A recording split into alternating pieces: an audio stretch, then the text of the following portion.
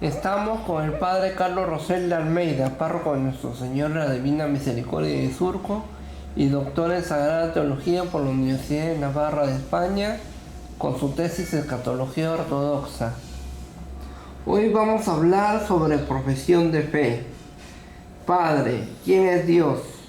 Dios es, desde la filosofía, el ser infinitamente perfecto, el ser que contiene en sí todas las perfecciones al grado máximo, y desde la teología, desde la fe, Dios es Trinidad, Padre, Hijo y Espíritu Santo. ¿Dónde está Dios? Dios es omnipresente, está en todas partes, no hay un solo espacio donde no esté Dios. ¿Qué atributos o perfecciones tiene Dios? Dios es infinito, Dios es creador, Dios es omnipotente, Dios es omnisciente, lo sabe todo, Dios es omnipresente, está en todas partes, Dios es eterno, Dios es infinitamente santo, Dios es misericordioso, Dios es tierno, Dios es amor. Con esto creo que ya resumimos todo, ¿no? Primera de Juan 4:8, Primera de Juan 4:16, Dios es amor. ¿Qué significa para nuestra vida la fe en Dios? La fe es una entrega total y radical a Dios, a más abandono en Dios, más fe. ¿Qué es un misterio de fe? Un misterio de fe es una verdad que nos supera, es una verdad que no podemos explicarla perfectamente, algo podemos decir, pero siempre nos supera. Es una verdad revelada por Dios que aceptamos por la fe. ¿Cuál es el gobierno? ¿Cuál es el primero de los misterios de nuestra fe? ¿Cuál es el primero de los misterios de nuestra fe? La Santísima Trinidad. La Trinidad es el Mysterium Mysteriorum, el misterio de los misterios. No podemos explicar al detalle el misterio de la Trinidad, un solo Dios, vivo y verdadero, tres personas divinas, Padre, Hijo y Espíritu Santo. ¿En qué consiste el misterio de la Santísima Trinidad? En que Dios es uno solo, una sola naturaleza divina y tres personas divinas. El Padre no es el Hijo, el Padre no es el Espíritu Santo, el Hijo no es el Padre, el Hijo no es el Espíritu Santo no es el Padre, el Espíritu Santo no es el Hijo. No es un trabalenguas, es un misterio. El Padre es Dios, el Hijo es Dios, el Espíritu Santo es Dios. No son tres dioses, hay un solo Dios vivo y verdadero. ¿Cómo hemos llegado a conocer esta verdad de fe? Porque Jesús nos ha revelado que Dios es Trinidad. Jesús nos enseña que Dios es Padre, Jesús nos enseña que Él es el Hijo, y Jesús nos enseña que existe el Espíritu Santo, y en Pentecostés envía el Espíritu Santo. ¿Cuál es la fe católica sobre la Trinidad? La fe católica sobre la Trinidad ha sido proclamada en diferentes concilios. En el credo lo decimos: creo en Dios Padre, creo en Jesucristo, su único Hijo, nuestro Señor, creo en el Espíritu Santo. Ahí está la fe católica sobre la Trinidad. ¿Qué significa que Dios es todopoderoso? Dios tiene todo el poder. Dios tiene poder sobre la muerte, Dios tiene poder sobre el mal, Dios tiene poder sobre el diablo, Dios tiene poder sobre el pecado. El poder de Dios se expresa en su amor. El poder de Dios es amoroso. ¿Cuáles son las cualidades de la omnipotencia de Dios? De la omnipotencia de Dios. Buena pregunta, estás inspirado. Hoy día estás un teólogo, hermano. Yeah. El poder de Dios es misterioso porque muchas veces como que nos descuadra pensar en un Dios todopoderoso que permite el mal, las guerras, el hambre. El poder de Dios es misterioso. Dios actúa, tiene sus tiempos, su poder es misterioso. El poder de Dios es amoroso porque el amor es lo que vence al mal. El poder de Dios es su amor infinito.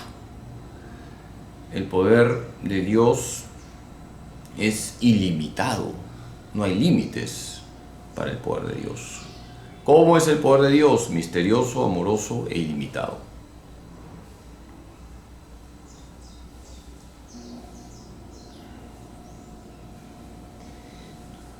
¿Cómo manifiesta Dios su amor omnipotente?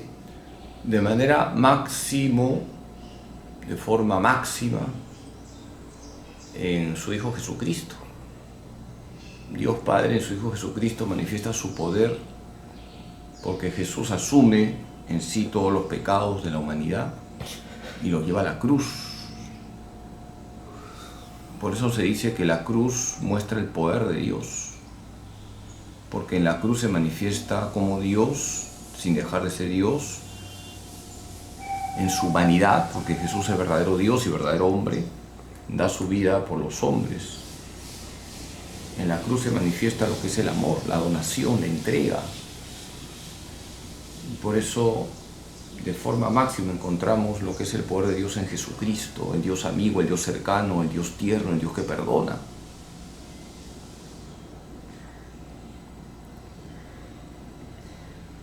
¿Cómo ofreció Dios el primer testimonio de su amor omnipotente? Buena pregunta. En la creación. El primer acto del poder de Dios es la creación.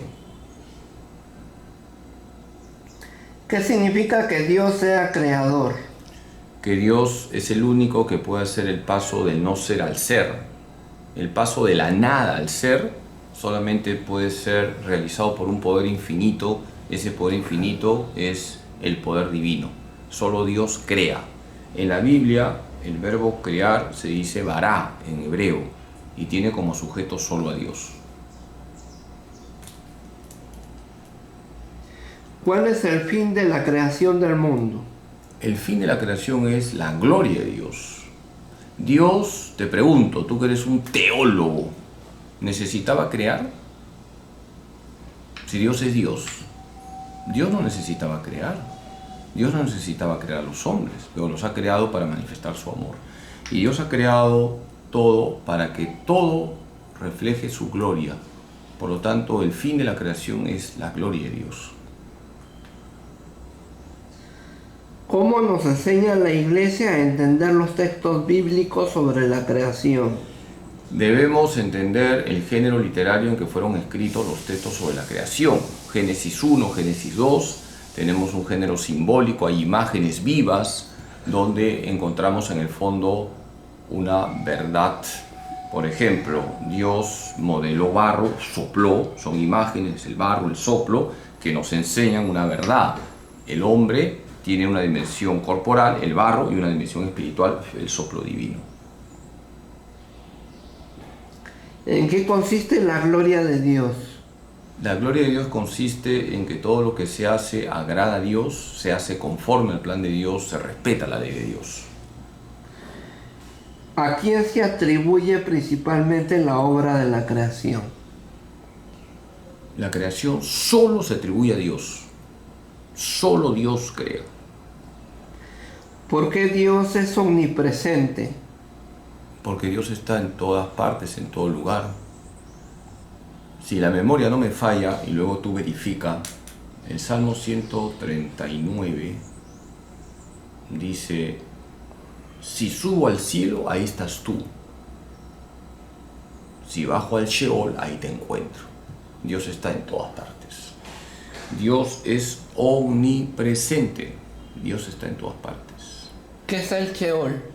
El mundo de los muertos, lo que hemos traducido como infiernos, con S, no infiernos, sino infiernos. ¿Por qué Dios es omnisciente? Dios es omnisciente porque lo sabe todo. Dios sabe todo. Dios sabe lo que ahorita tú estás pensando, lo que yo estoy pensando. Todo está ante la mirada de Dios. Por eso nadie puede engañar a Dios, porque Dios conoce lo más íntimo que hay en nuestro corazón. ¿A qué llamamos la divina providencia? Providencia significa cuidado. La divina providencia es el cuidado que Dios tiene sobre la creación. Todo está en las manos de Dios. Y esto es importante. Nosotros debemos confiar en la divina providencia. Dios nos cuida.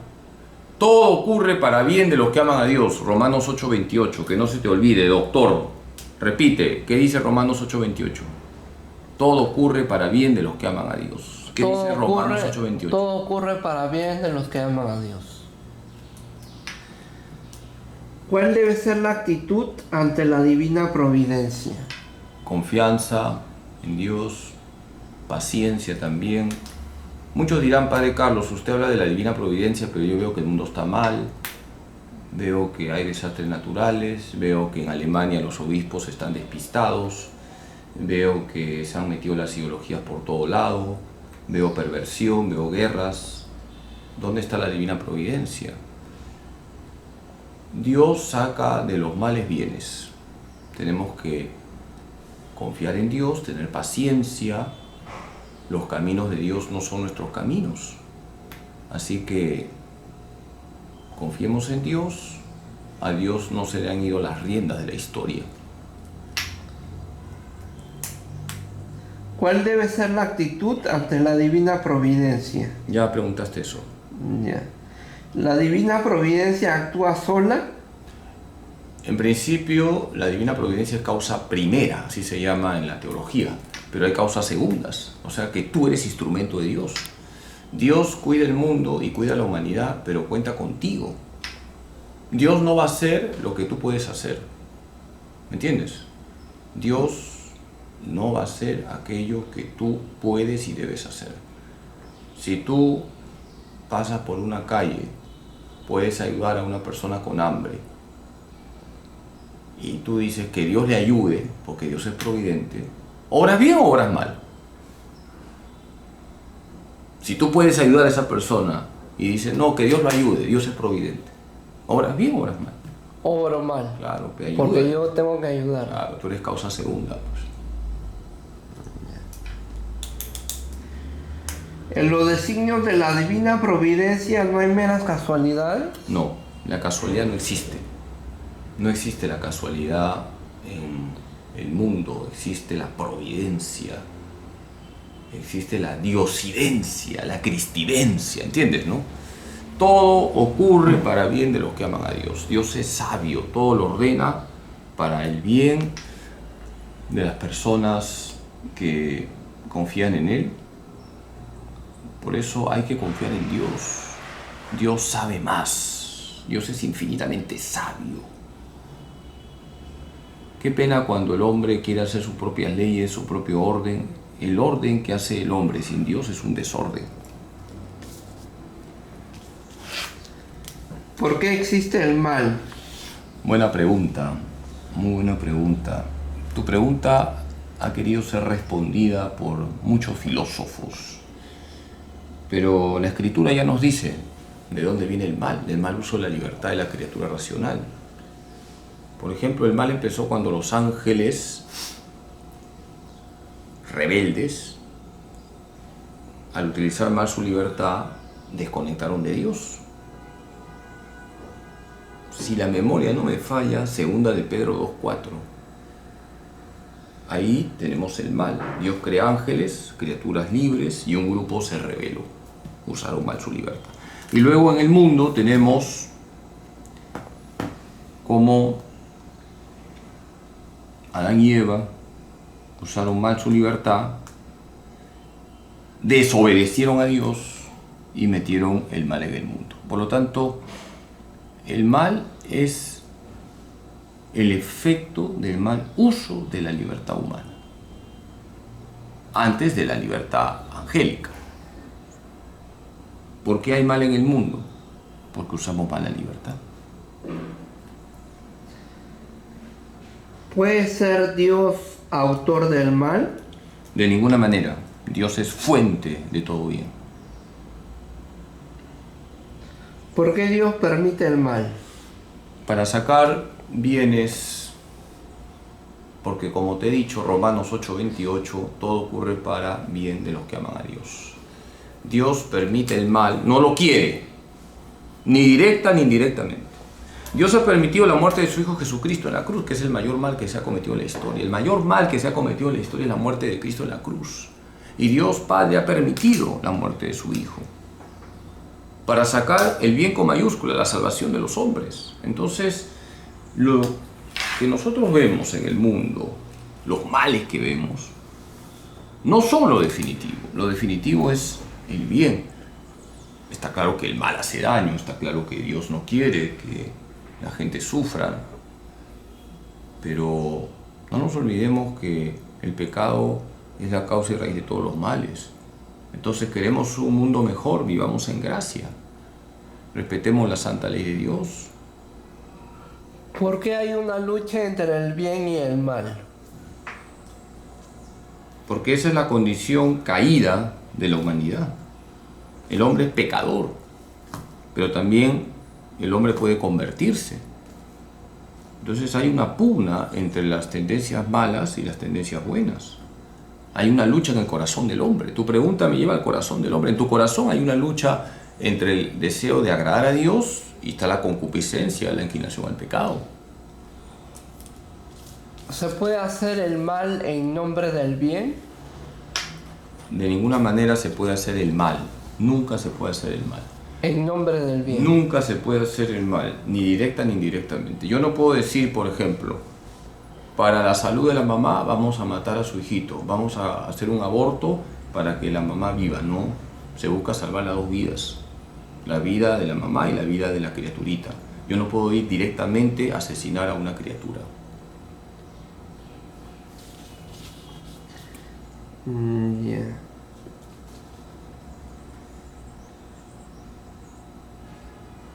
¿Existe el mal piadoso? No existe el mal piadoso, es una contradicción. Es como decirte, esto es mazamorra y ceviche. No, o es mazamorra o es ceviche. Mal piadoso no existe, como no existen las mentiras piadosas. No existe el robo piadoso. No existe la fornicación piadosa. El mal.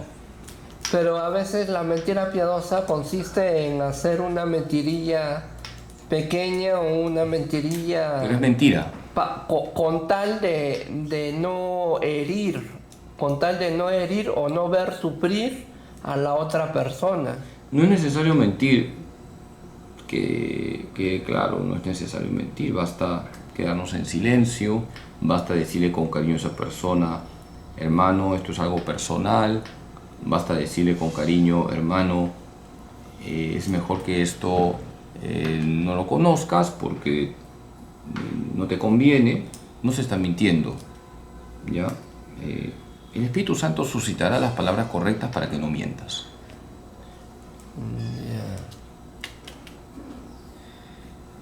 ¿Qué significa que Dios es creador de cielo y tierra? En Génesis 1:1 se dice, en el principio creó Dios el cielo y la tierra. El cielo es el mundo invisible, los ángeles, y la tierra el mundo visible. Entonces, el cielo y la tierra en el lenguaje hebreo es todo. El mundo invisible, el cielo, y el mundo visible, la tierra. Así empieza la Biblia. ¿Quiénes son los ángeles? Los ángeles son criaturas espirituales, criaturas, por lo tanto vienen de Dios, espirituales, no tienen corporeidad. Han sido los ángeles creados por Dios para alabarlo, para adorarlo, para cumplir misiones. Tenemos también nuestros ángeles custodios. Los ángeles expresan también la omnipotencia de Dios. ¿Cuál fue la misión? ¿Cuál es la misión de los ángeles? Depende, porque el arcángel Gabriel, por ejemplo, es el mensajero de las buenas noticias. El arcángel San Rafael cuida a los caminantes. El arcángel San Miguel protege a la iglesia contra los ataques del diablo. Tu ángel custodio te cuida. Tu ángel custodio está a tu lado, es como tu guardaespaldas. Así que el arcángel Uriel es regente del ejército de querubines y serafines. No existe el arcángel Uriel. Bueno, no yo lo vi en Google. Está mal, ¿no? Y mencionaba al arcángel Uriel. A ver, doctor, te pregunto, ¿en quién confías? ¿En la Biblia o en Google? En la Biblia. Entonces la Biblia no habla de Uriel para nada. Eso es algo que no es bíblico y que además la nueva era, la New Age, promueve. La nueva era tiene una devoción incorrecta sobre los ángeles. conocemos 3 nombres. Hay millones de ángeles, pero 3 nombres y punto. Miguel, Gabriel y Rafael.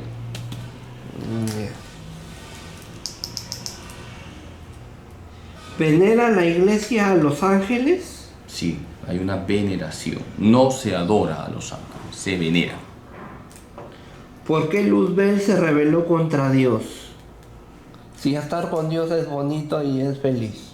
Buena pregunta. Es un misterio. El misterio de la rebelión de los ángeles caídos es un misterio. Jesús dice que el diablo no se mantuvo en la verdad, es decir, estaba en Dios, en la verdad.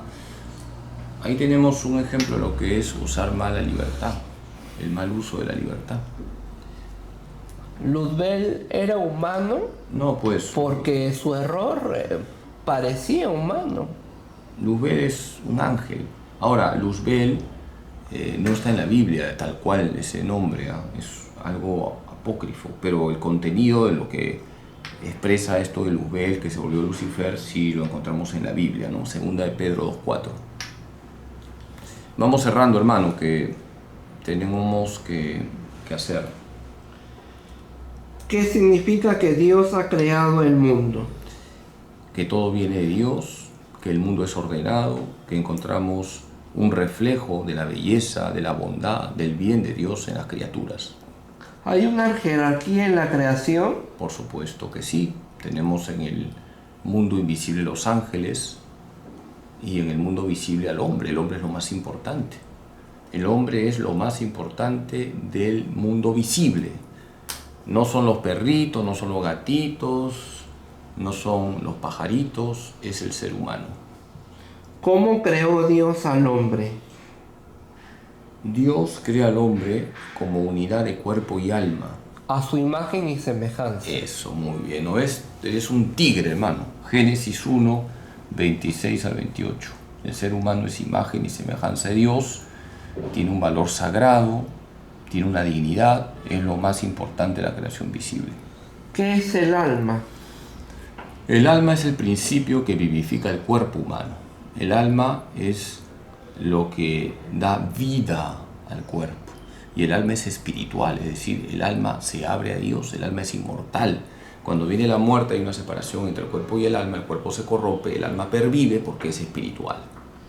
¿Qué relación tenía el hombre con Dios antes y después del pecado? Antes del pecado, el hombre, Adán y Eva, tenían la integridad, es decir, no estaba la concupiscencia, no estaba la inclinación al pecado, tenían los dones preternaturales, se llama en la teología. ¿Cuáles son los dones preternaturales? La inmortalidad, la impasibilidad, tenían lo que se llama la integridad, las pasiones no estaban desatadas, pero todo esto se perdió por el pecado original. Entra la muerte, ya no hay inmortalidad, se desordenan las pasiones, ya no hay integridad, y entra el dolor, el sufrimiento. Dice Romanos 5:12, por un hombre entró el pecado en el mundo, por el pecado entró la muerte, y la muerte alcanzó a todos, puesto que todos hemos pecado. Muy bien. Padre, la última, la yapa, el plus, el regalo. ¿Cómo hago para cargar mi cruz? Si la cruz, por ratos, a veces, me cuesta y es dolorosa. Bueno, ahora sí tengo que felicitarte por tu pregunta. Me ha sorprendido tu pregunta. Te he visto hoy día espiritual. ¿Qué has desayunado? Que estás bien espiritual hoy día. Bueno. Mucho Rosel de Almeida. Te has comido como 20 alfajores. Bueno, buena pregunta, porque seguramente tú tienes en tu vida dolores, sufrimientos, frustraciones, problemas. ¿Cómo cargar mi cruz, Padrecito? Es que el que tiene que llevar tu cruz es Jesús. Tú vas a llevar una astillita, ¿de acuerdo? Yeah. Por eso Freddy Armando Romero Paredes reza todos los días, confiésate con frecuencia, comulga, ten devoción a la Virgen, para que Cristo esté en ti. Si Cristo está en ti, Cristo va a llevar la cruz. Y todos estos problemas, todos estos problemones que de repente puedes tener, se convierten en una astillita que se coloca en la cruz de Cristo, porque es Cristo el que lleva la cruz. Solo, imposible, hermano, solo vas a arrastrar la cruz, te vas a volver una persona renegona, sombría, triste, depresiva. Pero si Cristo está en ti, ya no soy yo quien vive, es Cristo quien vive en mí, Gálatas 2:20, el Señor va a sostener la cruz y por eso trata a Cristo, ¿ya? Padre. Y ahora sí, hermano. Ahora sí. Puedo evadir la cruz y hacer un desfogue, un escape, una fuga de la cruz que me toca llevar o que tengo que llevar por una cuestión de un plan de Dios. De ninguna manera, nunca vas a escapar de la cruz. Entonces, las cruces las llevas con Cristo o sin Cristo, pero hay cruces, ¿me entendiste? Llévalas con Cristo, hermano, porque si tú las llevas sin Cristo se vuelven cadenas, se vuelven sacos de cemento que te van a aplastar. ¿Y qué pasa cuando son cadenas, sacos de cemento? Entonces, busca que Cristo rompa esas cadenas, busca a Cristo, como te he dicho, déjate transformar por Cristo, centra tu vida en Cristo. Amén. Listo, doctor. Fue el padre Carlos Rosel de Almeida, párroco de Nuestro Señor de la Divina Misericordia de Surco y doctor en Sagrada Teología por la Universidad de Navarra de España, con su tesis Escatología Ortodoxa para la Cámara de Freddy Armando Romero Paredes. No se pierda el Correo Mariano, su boletín informativo de la Arquidiócesis de Lima a cargo de Monseñor José Ignacio Alemán y Grau. También no se pierda los programas radiales del padre Carlos Rosel de Almeida, confirmando nuestra fe los martes a las 10 de la mañana por Radio María Perú y los domingos el programa Hoy es el Día del Señor a las 9:30 de la mañana por Radio María Perú. Lo puedes hacer en cualquier aparato, dispositivo de audio o de sonido, en la página web de Radio María Perú, en Google, en el buscador, en el navegador de Google. También lo puedes sintonizar en el Facebook, en el fanpage, en la página de Facebook de Radio María Perú, esa página de Facebook, ese fanpage, con el logotipo de la Virgen María en tonos turquesas, pasteles y celestes. Y también no deje de comprar, no deje de regalar, no deje de compartir, no deje de leer los libros del padre Carlos Rosel de Almeida. Semillas de Misericordia, el brazo que sostuvo a Dios, y Los ratitos, como un ratito con la Virgen María, de Editorial Paulinas, de venta en librerías Paulinas, librería San Pablo, librería Santa Faustina del Señor de la Divina Misericordia de Surco y librería Salesiana en las primeras cuadras de la Avenida Brasil. Gracias, padre. Hasta la próxima semana. Y doctor.